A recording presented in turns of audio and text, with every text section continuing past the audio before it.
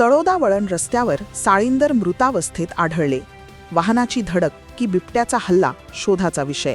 तळोदा वळण रस्त्यावर पुलाच्या जवळ दुर्मिळ असणारे साळींदर वन्यजीव मृतावस्थेत सकाळी आढळून आले.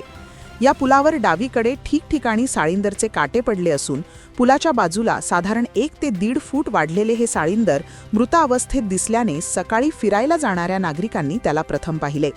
दरम्यान प्रथमदर्शनी कुठल्या तरी अज्ञात वाहनाने ठोस दिल्याने या दुर्मिळ वन्यजीवाच्या जीव गेल्याचे दिसून येते. तळोदासारखा सातपुड्याच्या पायथ्याशी असणाऱ्या परिसरामध्ये रात्री बेरात्री साळींदर अनेकदा आढळून येते.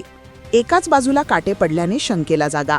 दरम्यान पुलाच्या डावीकडेच एका बाजूला ठिकठिकाणी काटे विखरलेले असल्याने साळींदरवर बिबट्याचा देखील हल्ला होण्याची शक्यता नाकारता येत नाही.